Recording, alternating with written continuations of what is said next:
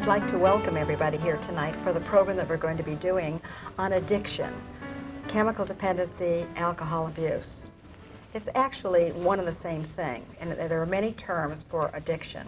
And here tonight to discuss this program and topic is Nancy Winalski, who is the Director of Chemical Dependency at Gaylord Hospital here in Wallingford. Welcome, Nancy. Hi, Dee. Okay, and Diane Michelson, who is a counselor in the Chemical Dependency Program at Gaylord. I'm Dee Cook. This is Mike D., a recovering person. And we have George Bud Wassell from Veterans Memorial Medical Center in Meriden, who is the director of the Employee Assistance Program. I'd like to welcome all of you here. Thank you. Good to be here. You know, really, in order to talk about this topic, we need to know what chemical dependency truly is. And Nancy, do you want to tell us something about that? Well, I think we say that people are chemically dependent when there's a negative impact in the person's life as a result of use of chemicals, and the person continues to use the chemical. Now, a person can be psychologically dependent or physically dependent or both. That's a definition that talks about consequences more than it does about volume or frequency of use, and I think that's appropriate. And oftentimes what happens in the general public is I've heard people say, well, I don't have to have a drink when I get up in the morning, so I know I don't have a problem. You know, so we're going to get into some of the behaviors and so forth and so on. But that the World Health Organization does have a specific Yes, it does. definition. Do you want to tell us what that is, Nancy? Well, what the World Health Organization said about 20 years ago in an effort to define addiction, when there was a great controversy still about whether it was an illness or a character defect or whatever else people thought it was that pretty much that if there is a negative impact in a major area of a person's life, like physical health, like problem in relationships, problem with legal issues or in finances, and those problems were due to chemicals, and chemicals were the problem. That's what how they defined dependency. Now, are there a lot of people that we're talking about here? Well, let's talk about the United States. Well, it's interesting because I guess I've been in this field for about 17 years now. And all those years, we have been saying there are approximately 10 million alcoholics in the United States. I don't know what that means. I've never liked the term because I think people who have an illness aren't the illness. And I don't know how we got the number, but that number has survived, and it just keeps coming up again and again and again. The best figures I've seen, I think, say that approximately 1/10 of the population is negatively impacted by the use of mood-altering chemicals, and I think that's a lot of people when you're thinking millions of people. That's right. And of course, we don't know about all of them because they don't all come into treatment. Okay, now there's oftentimes people talk about a problem drinker versus an addictive person who does have a problem. What's the distinction between those, Diane? What I could speak to is asking that person, does the drinking or the use of other chemicals make their life unmanageable? Is it the first thing you think about in the morning? Is it the way you spend your money? Does this come before your children do, or your relationship with your spouse, or your parents, or other people who are important to you? And if it's something that becomes the most important thing in your life, I'd say that then you're somebody who is gone beyond a problem drinker. A problem drinker may get into trouble sometimes, have negative consequences for his drinking. Somebody who's addicted would continue to use in spite of negative consequences, and over and over and over again. So what I'm hearing you say that is a person really loses control. Yes. Does a person choose to become an addict? No, no. If you think about all the negative things that surround the addicted person, including the stigma of being an addict or an alcoholic or feeling that way, that I don't think it's something anybody would choose. Just the way people don't choose to become diabetic or to have cancer. It's something that that itself is out of their control. diagnosis. Well, that's very important that people really understand that you do not choose something of this nature. Okay, let's talk a little bit about the disease of addiction. I know there are schools of thought, one saying that there's an alcoholic or an addictive personality, and it is a disease. How do you people feel about it? Go ahead. What we work on in treatment at Gaylord Hospital is we teach the disease model, in that we believe that it's not a moral issue. It doesn't mean that you're a bad person or that you're a stupid person or that you're evil-hearted or that Satan has possessed you. This is a disease. It's not a good or bad or right or wrong, that it's an illness, and that what we work to do is to help you get healthy and make good decisions in your life instead of staying sick. That's what we teach. Nancy, do you want to add to that? Yeah, I think sometimes people confuse behaviors that are consequences of chemical use with a basic personality. And I mean, certainly you'd want to acknowledge that behavior of a person who is actively using a chemical is not acceptable in lots of ways and very unlovely. But those are consequences of the use and don't belong to any underlying personality type. I believe from my readings and my experience that all kinds of people develop addictions. It doesn't really matter. It's not ethnic. It's not racial. It's not socioeconomic. It's And there are no age barriers no either, age barriers. No. I know, unfortunately, we are learning that there are many, many young people that do have the problem, and I hope to address that at another time. Okay, now, are there stages to the development of an addiction? Nancy, do you want to answer that? Well, I believe so, sure. It's a progressive illness, so there are stages. Early on, I think people are using in a more controlled manner. The consequences are fewer.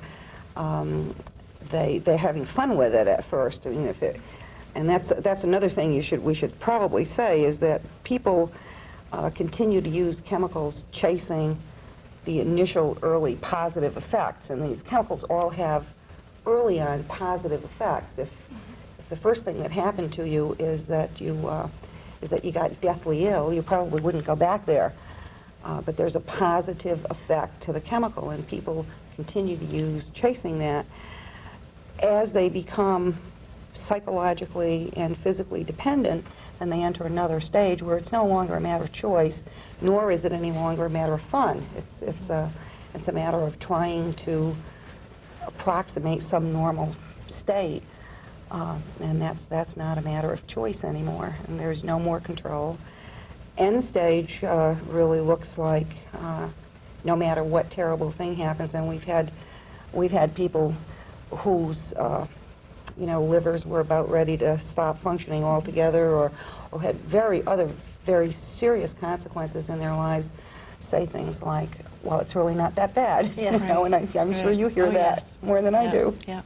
I'm going to turn to the other side of my group here now, but I just wondered whether or not you could tell us some of the specific behaviors that people exhibit that are addicted. Well, in our experience, we see people in the workplace. So we see supervisors reporting things like absenteeism and patterns of absenteeism, Monday absences, Friday absences, absences right after payday, leaving early, coming in late, many, many excuses. It promises that things will get better, and they never do. You see kind of a manipulative kind of pattern with supervisors and other coworkers. You see people just, as Diane said, losing control of some of the manageability of their lives, and so that happens in the workplace, where maybe they're missing deadlines or they're not as efficient as they used to be, and things are just getting a little bit sloppier with their work. And that can happen anywhere, not only in the workplace. And Mike, did you find that was the way it was with you? Well, yeah, because with drinking and working, drinking actually becomes a part-time job. It takes a tremendous amount of time, and so therefore one has to suffer. And as it progresses, it's generally the job suffers. Mm-hmm. And you lose the that's- control that they were talking about. Right, right. Okay. You know, some of the things, too, that are important characteristics that we're aware of is the denial factor. And how strong is that, Diane? Denial is pervasive and very powerful. And I think that denial is progressive, just like the disease is. And I think some of what treatment does, or even a confrontation or any sort of intervention, it helps a person work their way back up through denial to where they get closer to a clear picture of what reality is, what their life has become. Denial protects them. They don't want to feel awful for missing their child's birthday party, or crashing up another car, or disappointing somebody else, or missing deadlines at work and being called on the carpet. They don't want to deal with that stuff. That's what denial So protects denial them. doesn't. Yeah. So denial is actually part of the disease. The person does not choose to deny. Is that correct? Right. You know, there was a very small and interesting and really quite serious book some years ago, although I'm going to describe it, it's not going to sound serious. Its title was An Elephant in the Living Room. And I think that's a wonderful analogy for denial. This book said an addiction is exactly like having an elephant in the living room. It totally fills the room. No one in the family ever talks about it. They don't talk about its being there. They don't talk about the mess it's making, or the things it's breaking, or the fact that they can't use the living room anymore. And they just continue to live with this thing in their midst.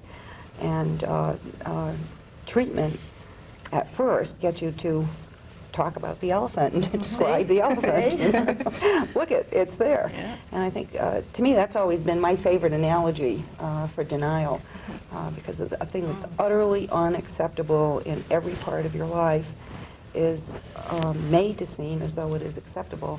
And God forbid, if anyone in the family tries to bring it up, other members of the family, and sometimes in the workplace also, try to cover it over and smooth it over, so that you have people saying to their children, I want you to forget you saw that, or other wonderful things like that, you know, in the whole system. That happens in the workplace too, Bud, I think, when... Sure, quite a bit. In fact, when we work with supervisors, very often you'll see the supervisors will most likely tend to ignore the problem, put things off until it is later stage. And what we try to do in an employee assistance program through training is to help supervisors see that that's really not so helpful to the person. But very often they believe it's helpful. They may have worked alongside this person and know them well and care about them, and they're really acting out of their best intentions, but they're really just enabling that whole process to continue. And that's something that I want to talk about in the treatment phase, is the enabling part that you just mentioned. But I want to ask you a question, Diane.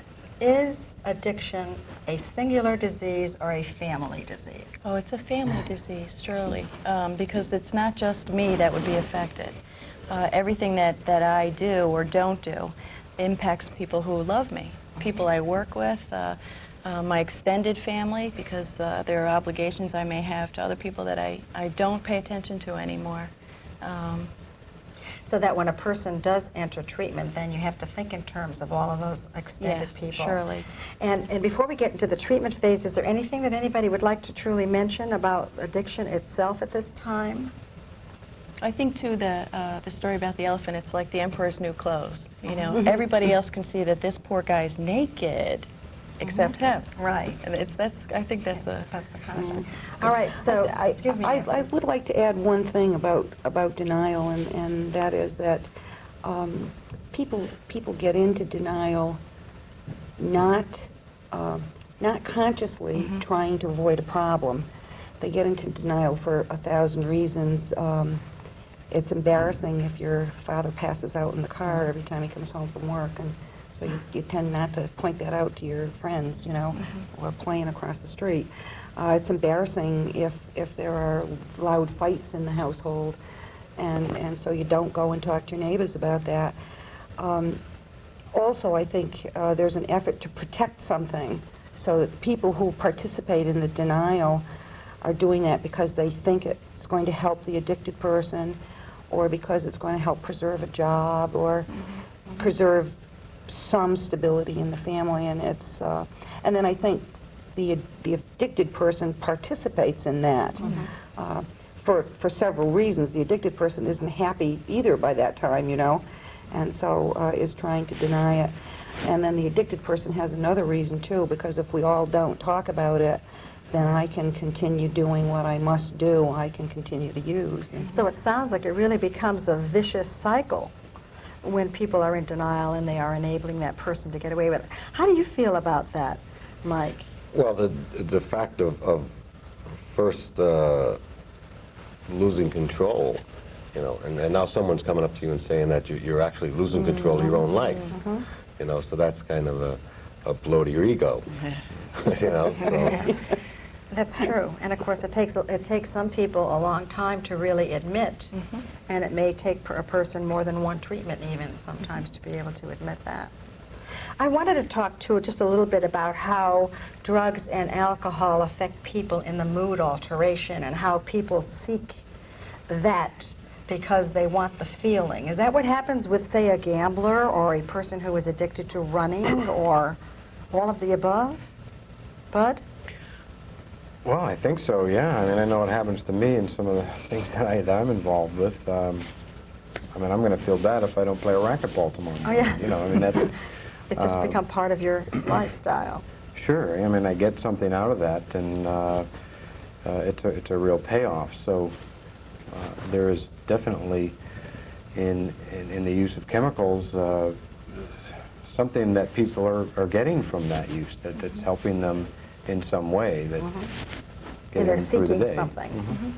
Yeah, I may find that having a drink loosens my tongue, and so if I'm really Right. nervous at a gathering, now I have some calm Right. about me and I can smile easier. Or, maybe now if I have a couple of drinks before he comes home, I can tell him, you know, things I want to tell him, or I'll deal with the kids better if I just, you know, can relax, Right. kind of thing. But you know, out in society, when you're at a party and so forth, I hear people say, well, John is an alcoholic, and gee, isn't it a shame he got married to be one also? Because when he came home at night, she had to have a martini waiting for him, and all of a sudden she joined him. Now, can anybody make anybody become an alcoholic or a drug-dependent person? I don't think so. I think a person who ultimately becomes somebody who's addicted to alcohol or other drugs is the person who's responsible for that. You know, I may turn around and blame you. Right. You know? Right. But I mean, what role does heredity play in all this, Bud? oh, Or Nancy, both Well, of you. no, go ahead. Go ahead, Bud. Well, I think we certainly see, I know some of the studies show that children of alcoholics are more likely to be predisposed to developing some sort of addiction, although that's not the only factor. There are plenty of other factors that enter into the overall equation, but that is definitely, I like to think of it as any other disease. It's a risk factor. It's something that you need to be aware of. A predisposition. I come from a line of alcoholics. My mother's an alcoholic, and she has a couple of brothers who are alcoholics. So you already had risk factors when you started drinking. We're going to talk about that in just a little while. Okay, let me ask you this now. I mean, I know that we could go on all night about behaviors and mood changes and so forth and so on, but we don't have all night. So, at what point does a person enter treatment? And another sequel to that is, how does a family intervene, and when does a family intervene? Can you start, Sure. Diane? Yeah, I can tell you that what a person who's addicted would like to tell me when they come to treatment is that they're sick and tired of being sick and tired. Yeah, that's it. Yep, yep. What they don't tell me is how bad it got 3 nights ago when, for the last time, the wife said, if you don't do something, find yourself another place to live. Usually people come to treatment behind some sort of pressure. There's a pressure somewhere. It could be legal, it could be social, could be familial, could be job-related, could be DCYS-related.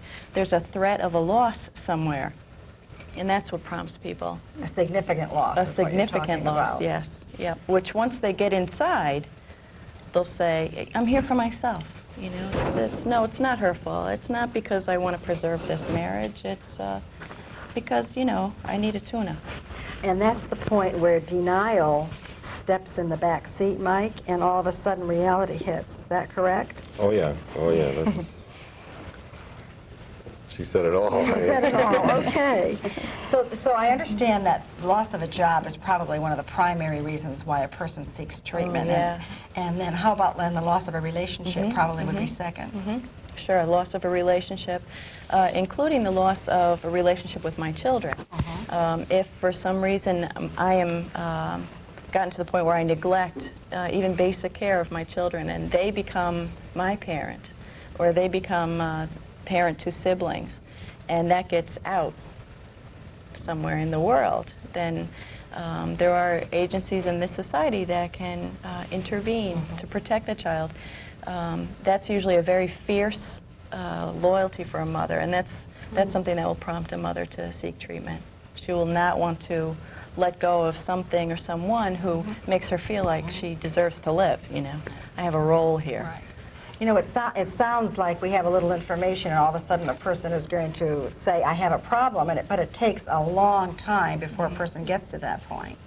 But how does a family truly intervene? I know at one time people used to hear and say the person has to hit rock bottom or else he won't do well in treatment, but that's not the philosophy today, is it, Nancy? Well, it can still be the philosophy, okay? So then the job of the intervener is to elevate the bottom. Right. Oh, okay. That's a And good way I to mean, I put think it. that's what you do. You create a bottom. You create a crisis in the person's life that is serious enough and threatens something that the person wants enough so that, you know, for a moment the armor slips. And while the armor is slipped, you get in as many darts as you can. Hopefully that leads to treatment. I think that's what workplace intervention is based on too, Sure. isn't it? Yeah, absolutely. What we try to do is to counsel supervisors not to diagnose a person's problem. In other words, don't try to figure out, is this person you know, having a drug problem or family problems or whatever. Just stick to the performance issues. Stick to the facts. And then when you present those to the employee and let them know in spades where they stand, if they really hear that they're in trouble and that there's maybe some threat of losing the job, and then you can kind of slide in there, you know, but if you are having problems, you can get help through an employee assistance program. Then when they come to see one of our counselors, that's when we begin to can ask them about all of the drinking or drugging behavior that's going along with that and try to make the connections about the unmanageability in their life and hopefully the denial is, the wall has come down a little bit so you can help them to know it a little bit. So that Well, they we're can going be to talk about that later, and we'll talk about treatment later. Since you've just mentioned employee assistance, I mean, I think a lot of people have had a negative feeling about employee assistance and counseling in general. There's a big fear factor. So when people do come into your office, what do they present with and how do they usually feel? Well, we see people with all kinds of problems. So part of our job is to assess what the real or the underlying problem is. Our counselors are required to have quite a bit of experience in training in chemical dependency as well as marriage and family problems and emotional problems, financial, and the list goes on and on. But so what we try to do is to see, you know, is there an underlying alcohol or drug problem that's driving this and creating the other problems in the person's life. But to get to the first point of your question is that employee assistance programs are really designed to help save jobs, to help people stay in the workplace, to help the workplace retain a valuable worker who's got skills that they don't want to lose. And I find these days that most employers have real good attitudes about this, and they don't want to get involved in the employee's private life, and that's what we're there for. We can get involved, the EAP can get involved, so that the supervisor, the employer, does not have to. Well, that person might be inclined to talk to you very sincerely, where Right. with a boss, he might not be able to do that. Okay. I think ahead, one thing Nancy. I'd like to add to that, Dee, is that we sometimes see people in the treatment setting who are employed in places where we know they have employee assistance programs, and they've been fearful of contacting the employee assistance program because they think there will be some pejorative action behind that. And what we all know is that probably the EAP is the person's best advocate in the place, you know. And so we find that we try to nudge people to go back to the EAP, let us make a contact, so the person will have an advocate and return to the workplace, and there'll be some point of attachment. There'll be some rules laid out about what return to work is all about, and that works much better. So even if they're afraid, I think sometimes the treating setting can help eliminate that Right, fear. I would think so. You know, many people present with shame and anger and fear, and I'm sure that when they come in to be assessed by you, that you see a lot of this, and I know that it's seen in the treatment facilities. Did you feel those feelings? Oh, yeah. Mike? Yeah, oh, sure. It's, you know, somebody's found you out, you know, and it's it's an embarrassing, it's an embarrassing situation. It's a blow to your ego, you know, it's you've been caught, so. But do people want to be caught? Did you want to be caught, Mike?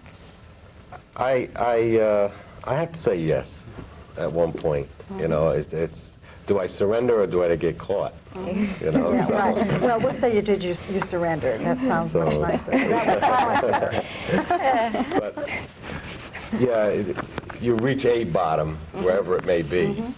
And again, everyone has a different bottom. But you reach a point where you're becoming more and more dysfunctional. And you're finally, somewhere you're getting a hint, and everyone else knows. Well, they know long before you do anyway, Right. before you realize it or want to admit it. But it's, yeah, you hit somewhat of a bottom, and then you're looking for a rebound. You know, you're looking for any kind of help you can find. You know, what's the general feeling in the workplace about counseling and employee assistance people, even though we have one sitting with us on the panel? I'm just interested in what you know. You mean as far as Are they afraid of it? going to management Yeah. and well, it really depends on the company itself, you know, and how educated they are, you know, in Okay. this, you know, it's really That's the bottom line. yeah. It does. It depends on the company. We provide programs for a number of different organizations, and it really, what we see is that the perception of the program is somewhat dictated by how the employee feels about management. We in the program try to keep a neutral position. We are not necessarily a management program. We set ourselves up as a program to help the employee and their family members. You're an advocate. An advocate.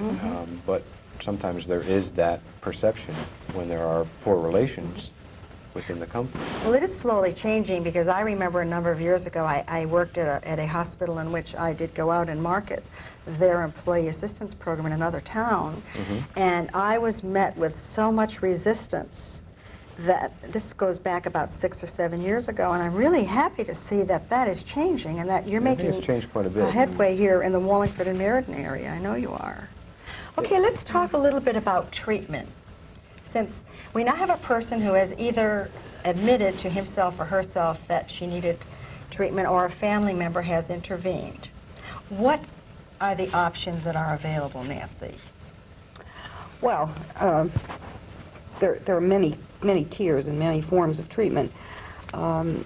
Most specific chemical dependency settings treat the chemical dependency as a separate disease entity and not as a symptom of an other illness. There are some other settings where the focus may be more medical or more psychiatric. Having once said that, and then, you know, for later, there's the whole arena of self-help as well. Right, we're going to... Having said that, there is additionally, within any one of those systems, the medical, the psychiatric, or the chemical dependency, there are many levels and intensity of treatment, and that usually goes all the way from inpatient treatment, which is the most intense, most restrictive, to a very structured outpatient, generally referred to as partial hospital, which will be several hours, several evenings a week, to now there are all kinds of intermediate levels coming into being, so that there are 2-hour programs and 4-hour programs and that sort of A lot thing. of change. Then you can go into a traditional outpatient setting where it's a hour a week with a therapist in a private kind of encounter.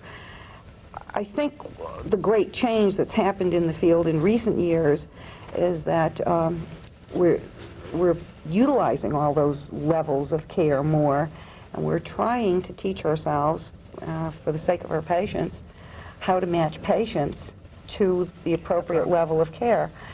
We're also trying to build systems where people can move back and forth. And it happens frequently in the Gaylord system when we have inpatient and partial hospital. People will be perhaps a few days in the inpatient setting and then move very quickly to partial hospital, or be a little longer, maybe 9 or 10 days in the inpatient setting. But also occasionally people move back. Sometimes you've started someone in the partial hospital that doesn't work out. Sometimes it works for a while and then doesn't anymore, so they transfer back into inpatient. And then there are just a raft of aftercare settings to choose from. There are some really specific kinds of things. Adolescents really need to be treated in a separate setting from adults. And then there's the whole world of self-help. And again, you know, when I first started in this field, which was a very long time ago, I guess, there were AA groups, Alcoholics Anonymous. And now there are all kinds of anonymous groups, Overeaters Anonymous, Gamblers Anonymous, Cocaine Anonymous, Narcotics Anonymous. What I would hope that people would go away with is the understanding that those groups provide the best long-term avenue for support and help in maintaining control over an illness that's, after all, not curable, only controllable. You cannot really keep going to a intense professional program for 15 years, you know, and you shouldn't. No. But you can maintain that contact, and then I find that people who have long-term contacts with self-help groups and successful contacts start to have a lot of other things from self-help groups, like their friends and some of their social activities and all of that, and then that's very nice to see when that happens. So This is a one day at a time disease process, isn't that correct? Isn't that the philosophy behind it, that you take one day at a time? what's your favorite food? Oh goodness, I have a lot of favorite foods. Well, pick one. All right, let's say steak. Okay. If I told you right now that never, ever, ever again for the rest of your life could you ever eat a piece of steak, would you find that difficult? Very. Okay. Yes. If I told you that you still is, you know, going to wind up being for the rest of your life, but there was a system by which you could really only deal with each desire to have some steak as it arises, and you didn't have to really deal with forever, that might make it easier for you, you know? It would. And I think that's the concept. one day at a time. I mean, it's devilish hard in anything. Probably even playing racquetball. If somebody told you you had to play racquetball 3 times a week for the rest of your life, you know. Want to do it. And so I think that's where one day at a time comes from. No one can deal with, my God, what might be 40 or 50 years. Oh goodness, You know? that would be hard. Yeah. Definitely. Well, we're going to talk about what actually happens in the treatment program, but you're really on the outside, probably the first step in the process of recovery, Bud. In some cases, yes. Okay, so you do an assessment with somebody. Do you spend a long time? It depends. Sometimes people come in and they open right up to us, you know, and so they are very upfront with the facts and what's been going on in their lives, not only at work but at home, and we try to make an assessment, as Nancy was saying, about, you know, what is the extent of the addiction, and therefore what is the proper level of treatment. It's confusing these days. It is very It confusing. is very difficult. So part of what we try to do is help the person through that maze, not only with just picking the proper treatment, but what is it going to be covered for sometimes by their insurance is a whole other issue. So we try to do that as well. Now, on the other hand, there are some people who don't, or are not that forthcoming with their problems. And so you might spend 1, 2, 3 sessions. You might even have a family member in to get their side of the story. You know, you might, and this is all done in a very comfortable way. I mean, we don't try to be intrusive, and it's always done with the employee's cooperation. It's a voluntary kind of program. They don't have to be there. It wouldn't work if Right. if they weren't voluntary for the most part. And how important is motivation in all of this? Do you want to say something? Oh yeah, it's very important. As I think we've been talking about, I mean, what I see is that usually the people that are in our office, they're beginning to realize that, yeah, they may not be able to have that stake for a long, long time, and it's a big loss. And so there's part of them that's saying, yeah, I know I want to give this up, but because of all the problems. But on the other hand, rather, you know, this is close to me. This is a relationship that I've developed with this substance that I don't want to give up. So there's a real mixed feeling about So all in that. dealing with having to physiologically withdraw from the alcohol or the drug, the person is also experiencing a tremendous loss. So there's a lot of grieving that has to go on. And one of the stages in grieving is bargaining.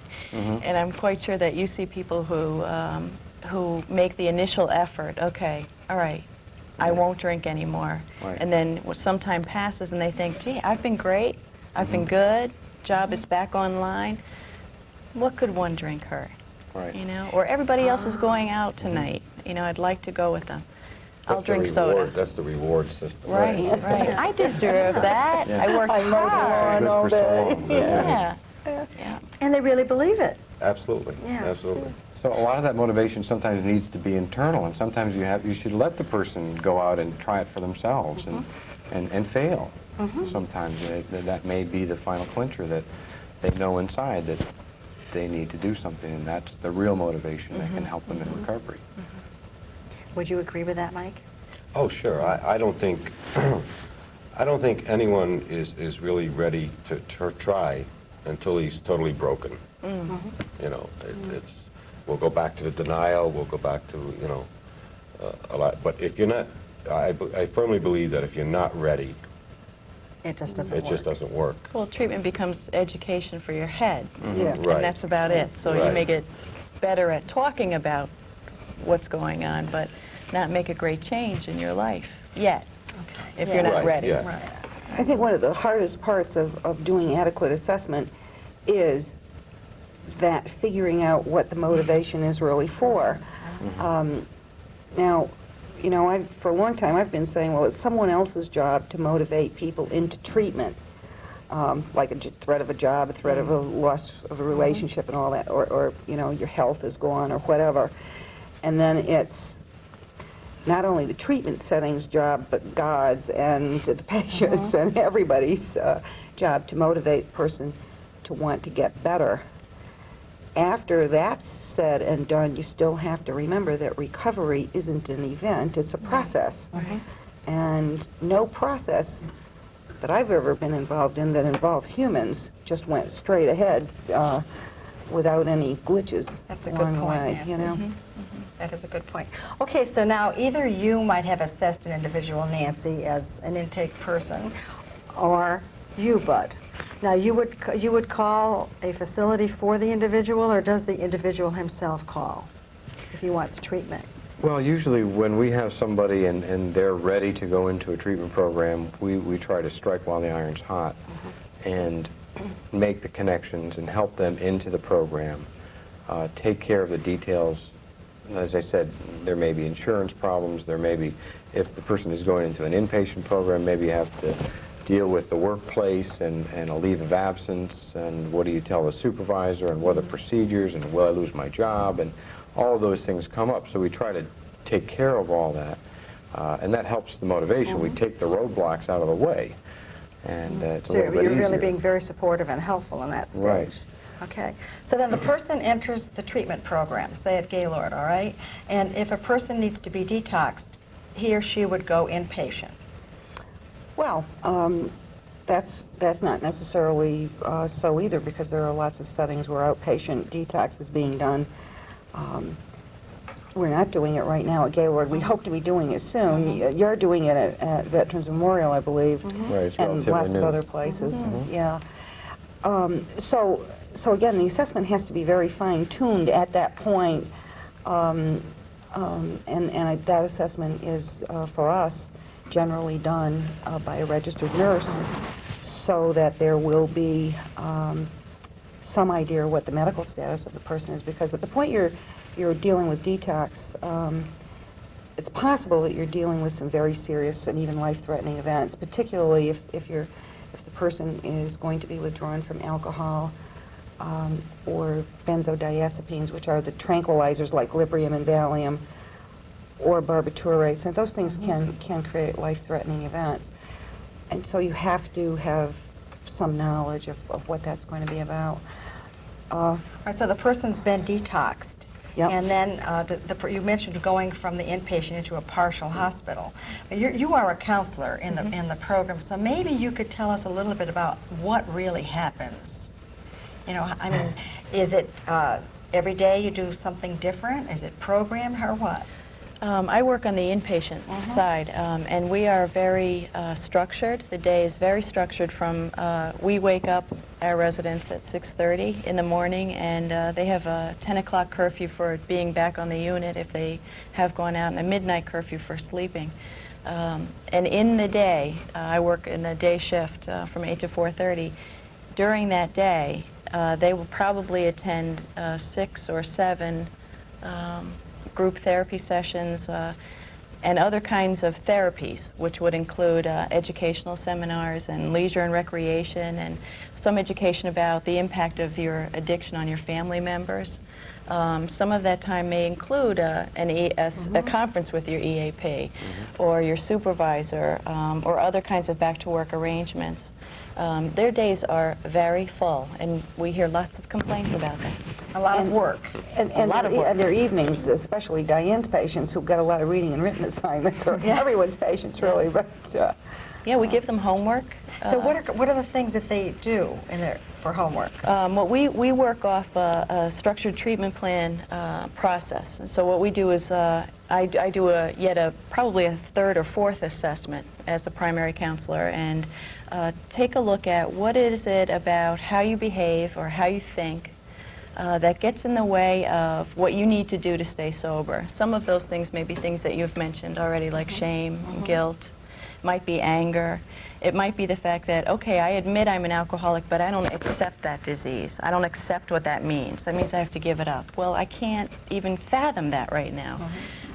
So we'll identify a problem. The problem may be my shame interferes with accepting support.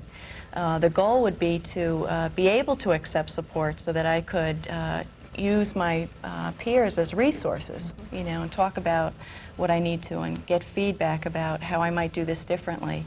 So we identify a problem, a goal, and then create a strategy for how we're going to meet the goal. And that may include things like reading a chapter out of a book, writing in response to questions like, how far back can you remember feeling this way? Who shamed you early? How did you learn to take care of that or compensate for that feeling?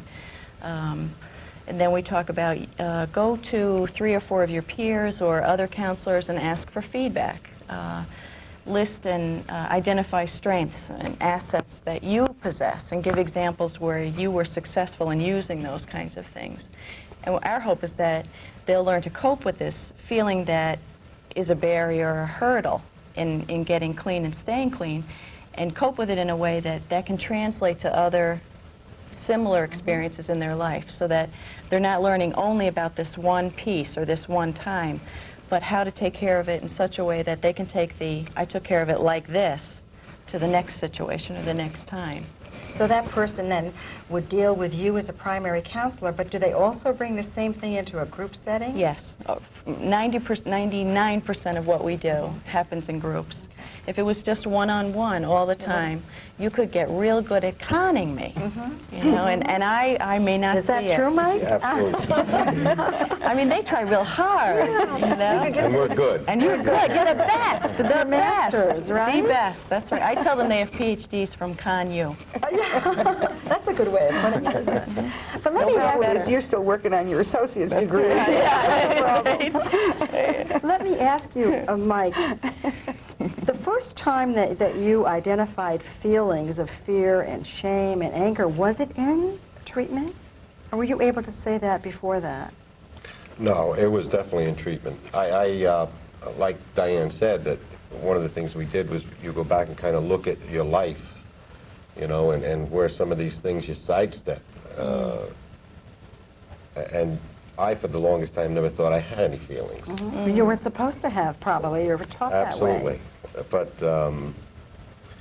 yeah, it's, you really, they kind of straighten out that blur for you. You know, They put the pieces together to right, the puzzle, and it isn't it? starts to go together, and you get at that point in time you really get a better look at yourself, and you know, you start learning a lot. And that's where the disease concept comes in, because frequently what you'll see is something you don't like. Like you'll say to yourself, I can't believe, Well, you know, you I did spent this your- again and again. You've spent your whole life avoiding it, Right, and hiding right. from it, and running from it. Right. And so what we'll say is that it's not that you're a bad guy. You know, what it is that you got stuck. You know, you're going around and around. So let's teach you another way to take care of this so that you don't feel bad again, kind of thing, and plug the denial back in. It would be easy to kind of regress to that kind of Oh, behavior. sure. You have to work at it all the time, That's don't right, you? all the time, all the time. And that's how inpatient is useful. We work as a team, so everybody knows basically what you're working on when you're working on it. And everybody can ask you, so, did you finish your homework about guilt? You know, you ready to talk about that a little bit? Let me see what you did. Okay, I'll tell Diane you did work on it, kind of thing. And So that the patients then are really confronted with one another in these group settings. Oh, sure. And whatever. oh, that's the goal. Sometimes they all are in the place where everything's fine.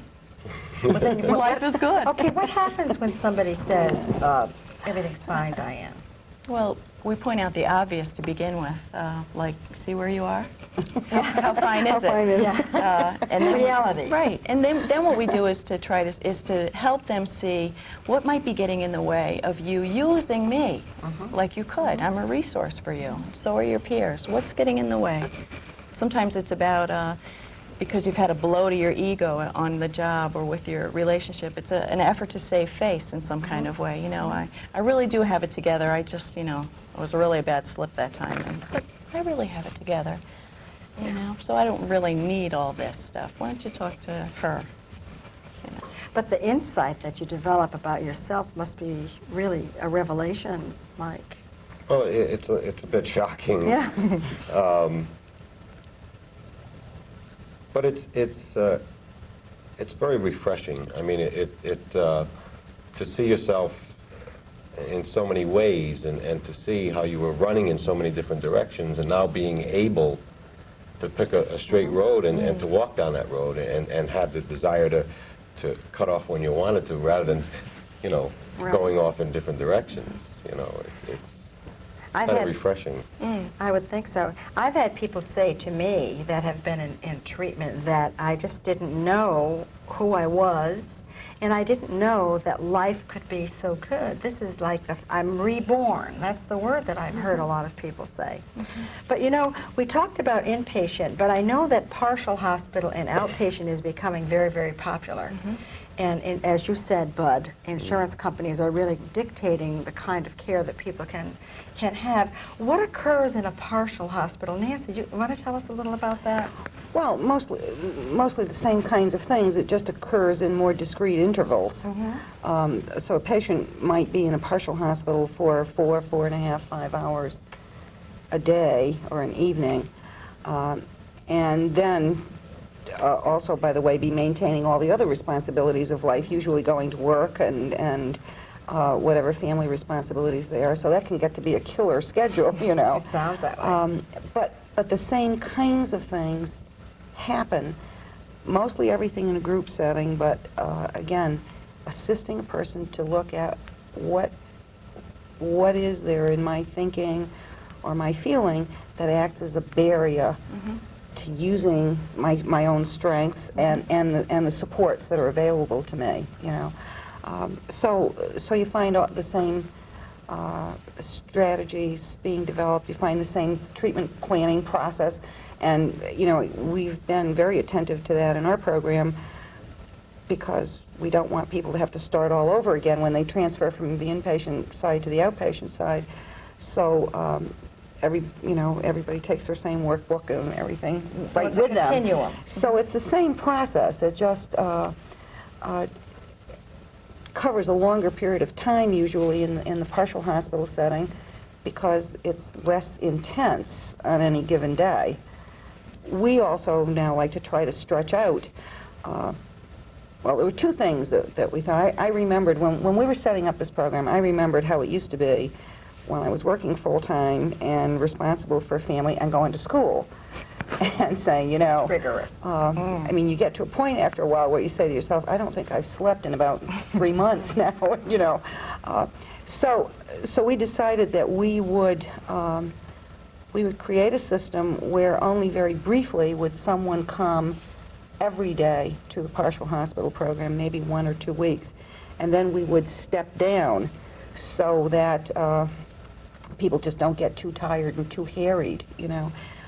But at the same time, the opportunity that gives us and the patients then is that people can try out new behaviors in real life settings while they still have an attachment to a professional staff and people they trust to help guide them in that process. And the support mechanism Right. that they get. So I think, you know, if you can have fewer days, but you can have a person for 12 or 14 weeks, that works out Well, great. isn't it true, though, that the longer the contact that a person has with a group and a counselor, the chances of recovery increase by that Well, contact? certainly statistically, that's borne out.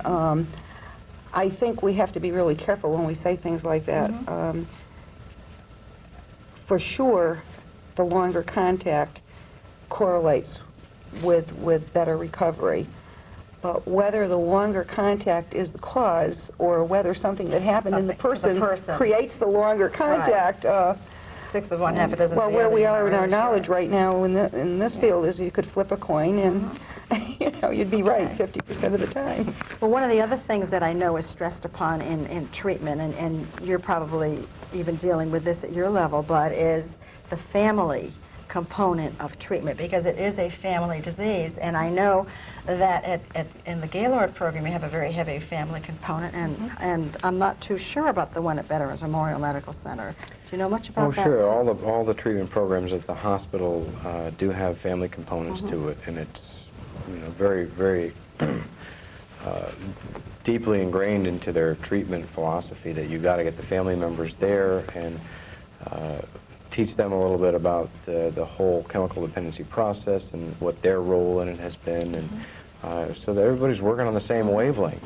You don't want people working at odds with each other. That's true. So part of what we do when a person comes into the EAPs, we want to look at what is the environment in the family. Are there supportive family members or are there not? And if so, can we get the person into a program that has a good family program that the family member can get to and learn something from? Well, that's important, the transportation factor. Sure. And because that usually is after a work day or whatever, so it makes it very difficult. Mike, did you find that your family was, you know, ready to go for family treatment? By the time I was ready for treatment, so was my wife. Either or, right? Exactly. That's okay. She's probably ready before you were. But you're probably right, Diane. Well, I think one thing that ought to be added is that oftentimes patients are not so thrilled about our efforts to get families in.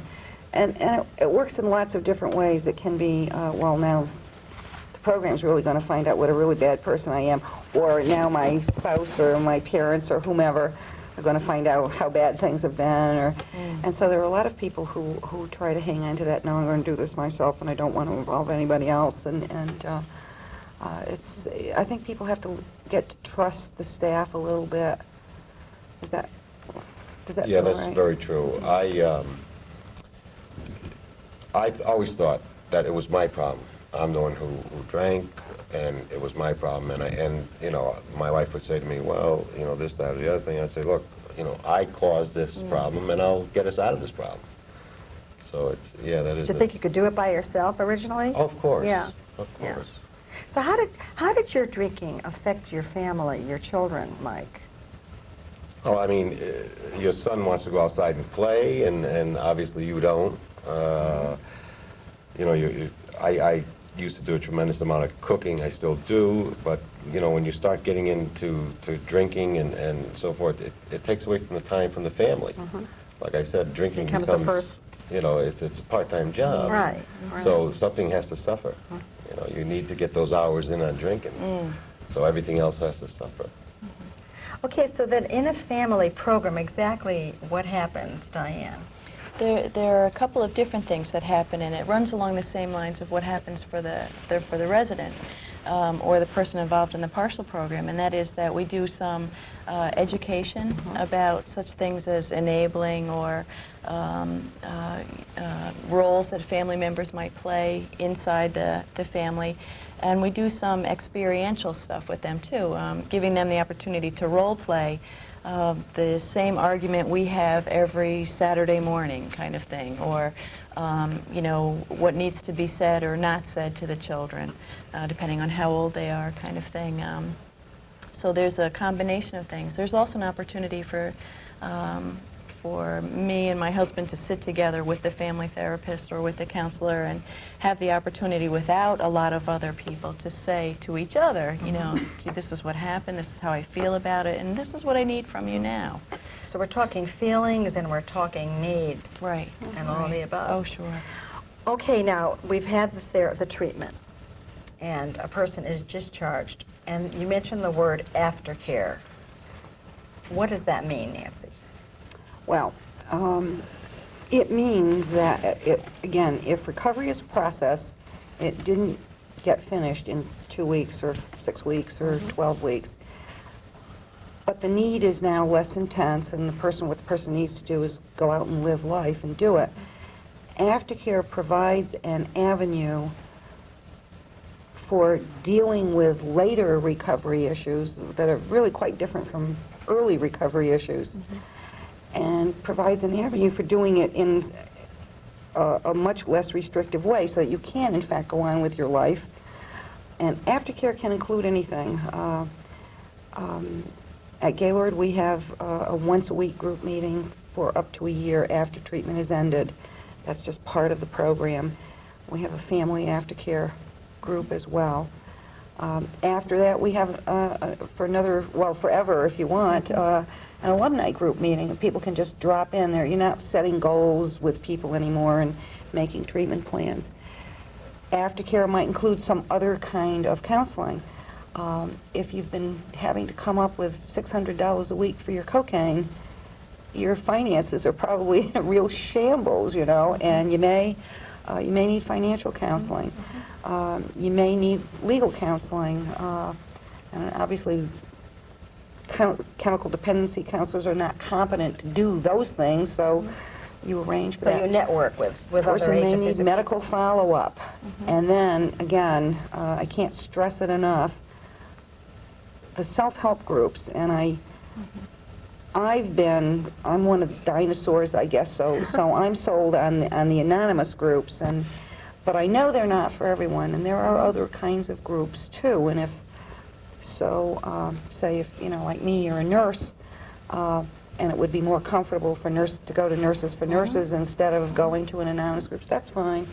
That you go someplace, and that there is an attachment with a group where you can create a fellowship where there are other people doing the same thing you're doing or trying to, and That has to feel very good for a person that is in recovery, to have people that you can identify with. Oh, yeah, absolutely. It gives you a chance to you know, you may go along for 3 months and not have a problem, and then all of a sudden, bingo, you know, something clicks, and you really need to talk about it. And you've now established yourself with these people, and you feel comfortable with these people, and it's nice to be able to dump and get feedback and so forth. And one of the things that occurs in the meetings is that you are not judged by anybody. You are accepted for who you are. Is that correct, Mike? Oh, yes. Oh, yes. Well, I know the Merritt and Wallingford area has a lot of meetings, and you can check your local newspaper on the weekend for the meetings that are available.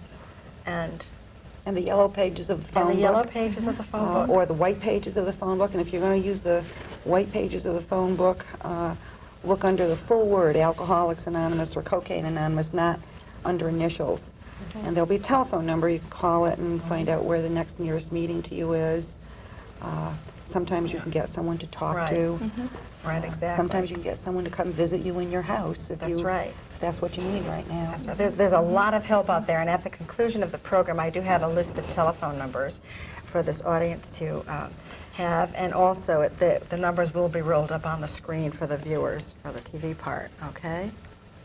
I think one of the things about the anonymous groups is so far from being judgmental, there is in fact real joy in those groups when someone who has had a relapse comes back. And so, you know, it's being judgmental doesn't even enter in, but if you see someone coming back that people know, some people know, have had some problems with relapses, there's like real joy and sort of coming home kind of feeling. That's really neat to see. You know. Well, you mentioned the word relapse. Is addiction a disease of relapse? Unfortunately, it is. I think you said that early on, too, but that a person may need to test their diagnosis or test their ability to control or their belief that they can control. And so this disease of addiction is marked by relapse episodes, which can be a one-night thing or a one-year thing or 2 years or 4 years. So what happens if a person does relapse? Does that person have to start from ground zero at the next time you're in treatment, Oh, yeah, Mike? yeah. You start all over again. Except that you probably get there much faster because you've already had the insight development. Is that correct? What do you mean by get there? Well, I mean, you've already dealt with some of your feelings of shame and anger and guilt, and you've talked Oh, you about mean all of easier those. getting right back Yes, into getting the- back into the mainstream and recovering. Well, there's just a shame of walking back in the room and saying, you know, Yeah. That must be this hard to happened, do. you know, to throw away a year or 2 years or whatever, I imagine is you know. But is the relapse prevention threaded throughout programs? Absolutely, absolutely. From the very first time that I would meet with someone, I would ask them about their relapse episodes or their efforts to control in the past and what kinds of things did they find were helpful, what got in the way. In just about every group or education session that we have, even in recreation, we discuss things like triggers and identifying those things that may cause you to crave a chemical, or is it just Thursdays or Fridays, or is it payday or Monday morning when you wake up shaking that you feel you need a drink? How are you going to take care of yourself if all these things don't go away? And they're not going to go away. I have to change how I handle myself in these situations, or at these certain times of the week or the month, or hearing some kind of music, or That makes you nostalgic. and so Right, forth. right. So that a trigger is an episode that preceded the drinking or the drug. It's the incident, maybe, or the thought that precedes the craving for the Okay, chemical, okay. which it may go unnoticed by my consciousness. Okay. The craving is something I feel somewhere in my system. Some of what we try to teach folks that come to us is that the craving is not permanent, and it'll pass. And your task is to just ride it out. And substitutes a different And see- behavior. yeah, find another way to cope with how you feel. You know, instead of running downstairs to pour a drink, take yourself outside and run, you know, Or go for a walk Or or go for a something. walk, and don't be by yourself. You know, use your We fellowship. call that thinking the drink through. Right, right. Thinking the drink through. Yeah. That's a good way of saying What it. would happen if? Yeah. But I mean, that must be hard sometime not to give in to that. I was always, in the beginning, I was always afraid of cravings. I didn't know how to deal with them until I got to think the drink through planted in my mind. But you really have to do that. You have to, you know, I can have the drink, but I'm going to have to pay a price for it. Right. And A is it big worth price. it? Is it worth it? No, it's not. Whereas before treatment, you just went ahead and did it because there was that part of you that was out of control, so you couldn't think through it. Oh, sure. You wanted it, and you went after it. Okay. And there's a part of you before treatment, I think, that doesn't always realize that you have an option. You don't have to have the drink even though you want it. You don't have to have the steak even though Okay, you want it. right. You know, you can have a salad tonight because, you know, kind of thing. It's a reconditioning. Right, right. Okay, so we talked about treatment and we talked about aftercare and the family involvement. Now, after somebody's discharged that you might have referred, Bud, does the person generally come back to you, and then do you, along with, say, the counselor, determine whether some networking needs to be presented? Yes, we usually stay in touch with the person through the primary phase of treatment and like to be involved in the aftercare continuing care plan so that if the person needs some help with any resources out there in the community, we can help with that, or we just try to be supportive in any way that we can, particularly with any back-to-work issues that there may be.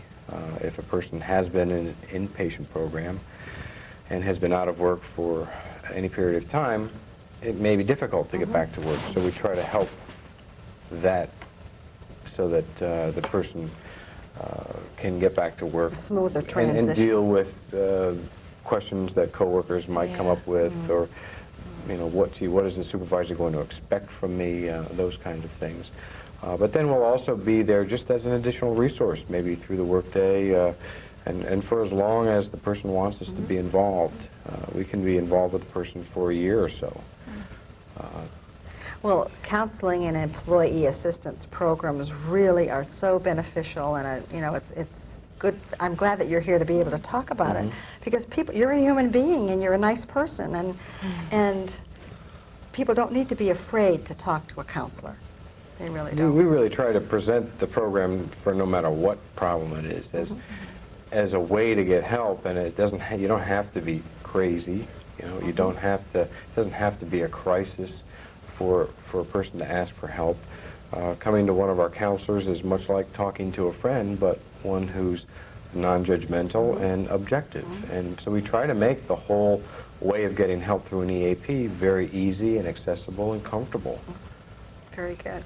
Now, he mentioned the word help, and that's the first step in the 12-step AA program, that a person admits that he or she has lost control and needs the help. And this is the model that Gaylord's program is based on? I think most Most programs. of them, and yours as well, Bud? It used to be called the Minnesota model. I think they're all modified Minnesota models now, so it's not only that, but that's certainly one leg of a two- or three-legged stool. Right. You know. I wanted to say also about EAPs that I found really, really helpful is that the EAP tends to know that particular work setting much better than, say, the treatment people do. And there are issues that are specific to the workplace or to the profession. There are different issues for a police officer than there are for someone who flies a plane. They're very serious in both arenas, but they're different. And since I'm neither a police officer nor a pilot, I don't know what those issues are. The EAP connected to that work site will That's a know good that, point. and will That's be really able good to help with that stuff. Well, I think we're going to close this portion of the program and open it up to some questions from the audience. I'd like to be able to sit here for a long time and really go into a lot more, but maybe you might ask the questions that we haven't addressed. Is there anyone out here that would like to ask something? Yes. I have a question for Bud, and that is, Sure. you talked earlier about it's not really sure if addiction is a hereditary disease or not, but you use the word the predisposition is set up for the person to become it. What does that mean? Can I just repeat the question? Sure. The gentleman wants to know about predisposition factor in addiction. Yeah, I'm not really an expert on this, but from my understanding of it is that there are hereditary and genetic factors that the studies have shown. So in other words, it is passed from generation to generation, much like other diseases are that we're familiar with. a predisposition in the way that I think about it simply means that it could mean that you're more susceptible to developing that addiction than someone who does not have that in their family. And as I said, there are other factors that contribute to it. There are social factors and family factors, you know, just growing up in an alcoholic family, regardless of the genetic factors, but, you know, being in that environment is going to set you up also emotionally. So all those other factors come into play as well. And I think that it's the combination of all those that will ultimately determine if a person crosses that line into addiction. Does anybody else want to add to that at all? Yeah, Nancy? you know, there have been studies done that show that there are different metabolic pathways for alcohol, and I don't know for sure about other drugs, but I'm going to assume that it's going to turn out that way also, because that's the way it's going so far with other things. So that some people metabolize a chemical in a slightly different way than other people, and it looks like along one pathway would make you more susceptible to becoming addicted. There are changes in the neurotransmitter system that happen, and some of them probably happened before the person ever had a chemical, so that if you don't make quite as much endorphin in your brain as another person, you may be more susceptible. I think the problem is, they found some genes for some pretty big things, like we know there's an X chromosome and a Y chromosome, and that decides what sex you're going to be. They can easily find some things that are like blue eyes or brown eyes, and actually locate a set of genes on a chromosome.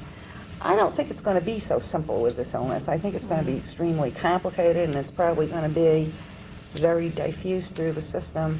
And I think that's why it's taken much longer. And of course, genetic mapping is only, I guess the big genetic mapping project is still underway. So, that's a relatively new science. And so I think it's going to be very complicated. I don't think there's going to be a magic bullet like Unfortunately. like an antibiotic or something. There's even been research using CAT scans of the brain, and in particular, doing CAT scans of fathers and sons, and the way their brain scans, they're similar as to alcoholics, and it's separate from the population at large, so that there's a structural similarity, but still no real way to say why it happens like that, Okay. but that it happens. Does that answer your question? Yes. Okay. Yes? Could someone get treatment without going through their EAP, without their work knowing? Oh, that's a good question. Now, can someone have treatment without going to an EAP, Nancy? Yes, but see, it's not advisable. I really don't think. Maybe it's more comfortable for me to answer this than for you. As I said earlier, we encounter people all the time. They're asking for admission to our program. We know when they tell us where they work, we know that workplace has an EAP, and so, the first question is, have you contacted the EAP? No, that's fear and guilt and shame and all of that stuff, and I mean, certainly you can get treatment. Nobody will force you into that. But I think we do try to encourage people. Absolutely. I think the counseling staff does. Yeah. Partly because we find it a help, and we know that the person will find it a help. But businesses don't always have EAPs, and somebody Right. may be a homemaker, for instance, to answer your question. Well, Yes? as far as that goes, people can refer themselves into treatment. Okay. Friends refer people into treatment. Relatives, physicians, all the helping professionals. So the path into treatment that's a very wide door, and people can come in on a variety of paths. Does that answer your question? It does, okay. One of the things we haven't mentioned here, because I was waiting for somebody to ask this question, is confidentiality and anonymity. But do you want to just say a word about that? Well, I think maybe that's part of what your question was getting to, and what we try to assure employees is that when they come to an employee assistance program, our records are kept strictly separate and confidential so that the employer does not get any notification that he or she has contacted us for alcoholism or drug addiction or marriage and family problems or any kind of problems. And so there is no record of that in the employer's files, doesn't go back to the Personnel or Human Resources Department, so that there's no way that the employee can be negatively affected by coming to the Employee Assistance Program. And you have to assure the person of that. Obviously, some people are not going to trust that. And, you know, we're continually trying to tell people throughout the workplace that it is a confidential process. Likewise, we also try to tell people that if a person accesses treatment and uses medical insurance, the employer does not find that out either, that that particular employee has gotten drug or alcohol treatment. And that carries through to the workplace, I mean, to the treating facility as well. I've been a healthcare provider since 1952. God.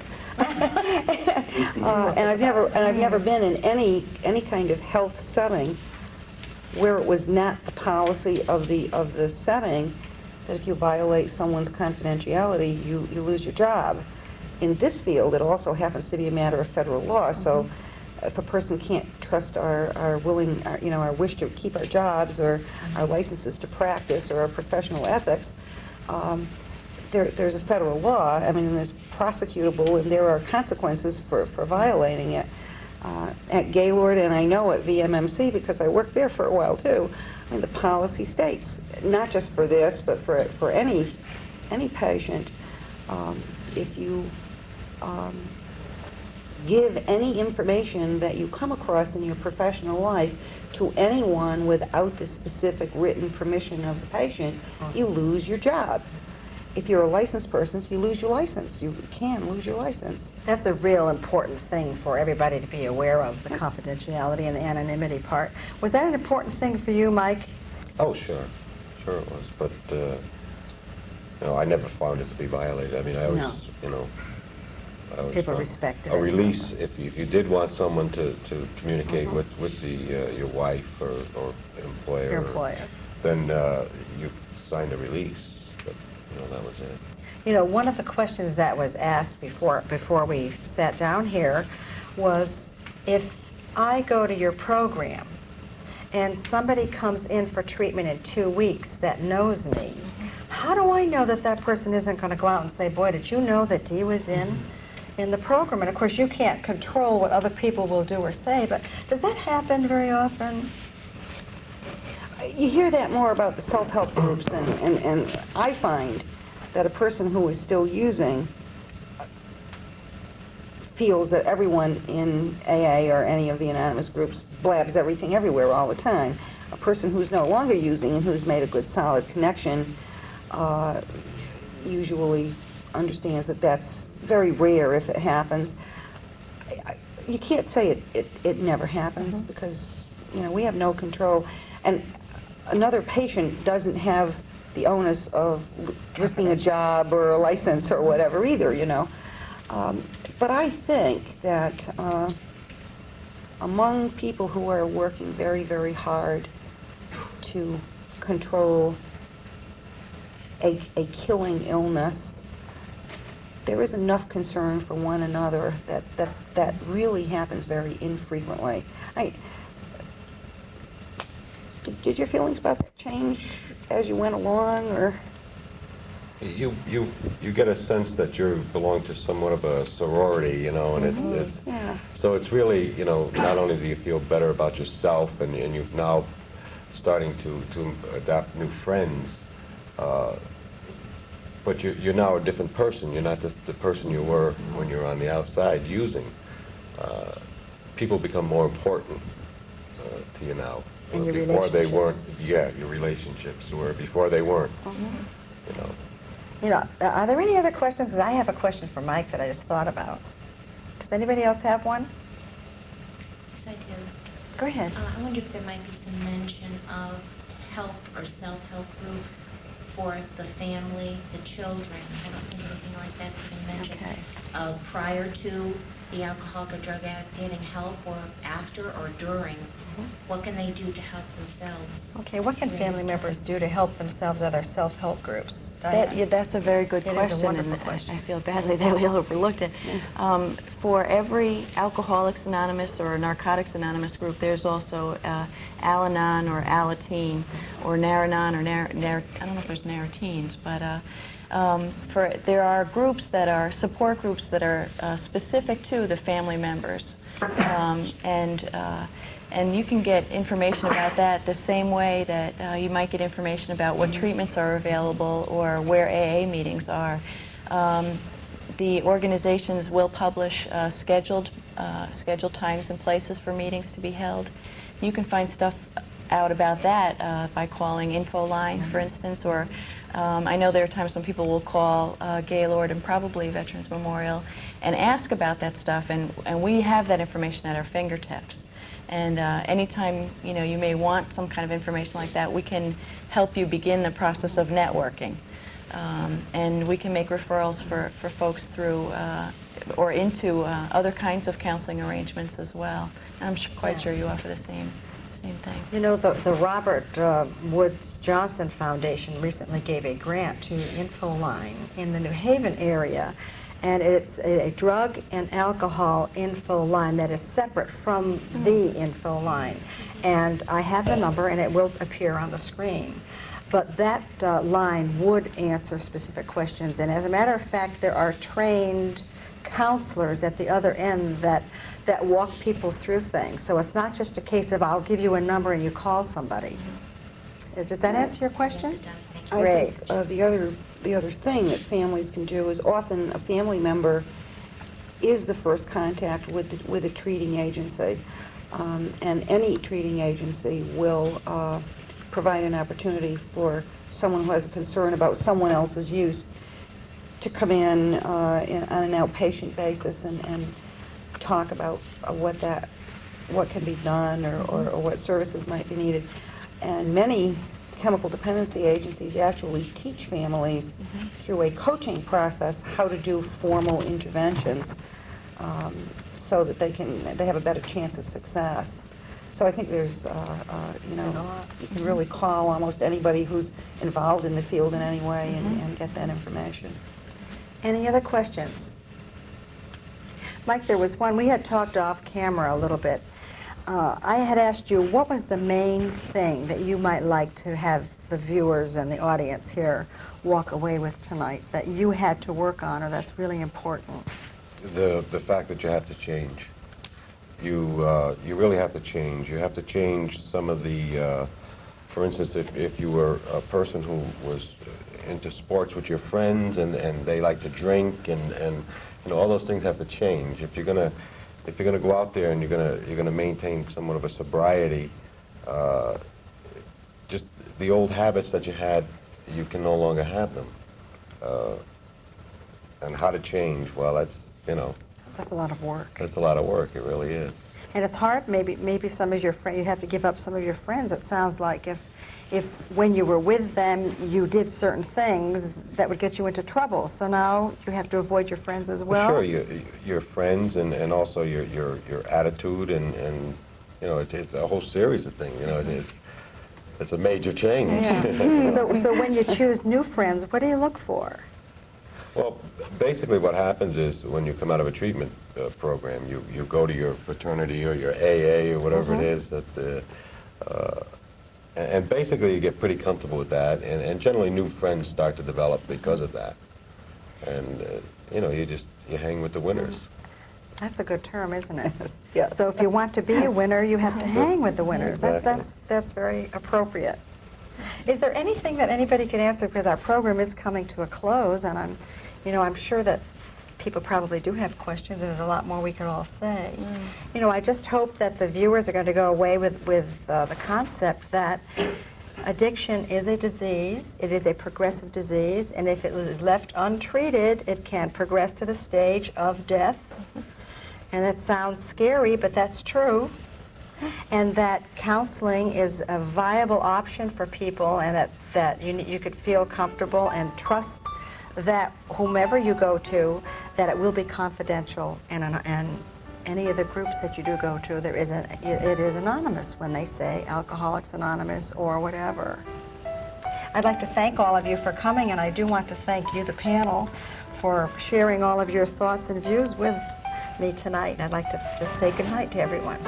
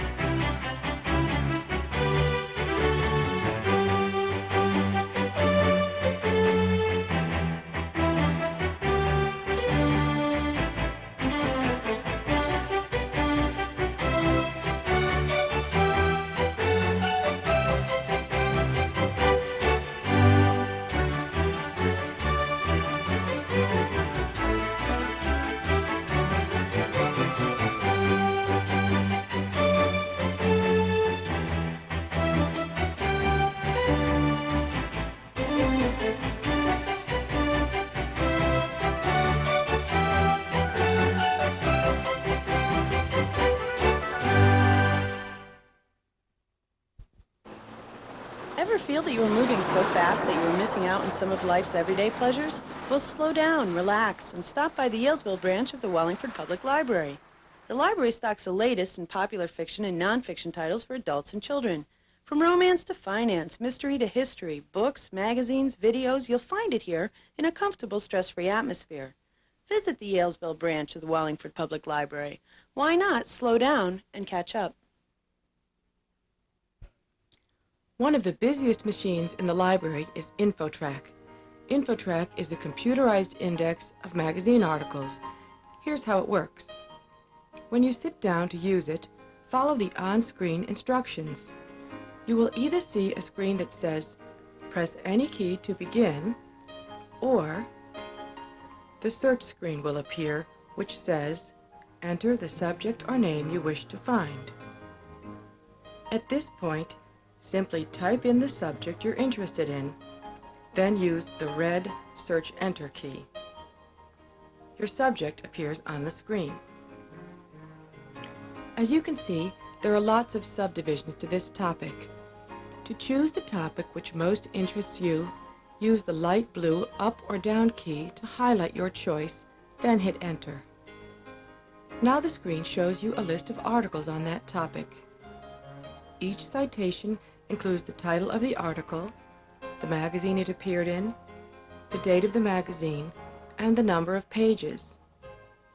Many of the articles listed also include a 7-digit location code. This means we have the article in the library on microfilm. To see whether or not we also have a paper copy of the magazine, check the Rolodex file. Pink cards mean we have the actual magazine in paper copy. Yellow cards mean the magazine is available only on microfilm. Whichever version you want to look at, be sure to fill out a magazine request form for each article. A librarian at the information desk will show you how to select your microfilm magazines, or will send a page to get you the paper copy of available magazines. If you'd like a demonstration of InfoTrack, stop by the information desk anytime.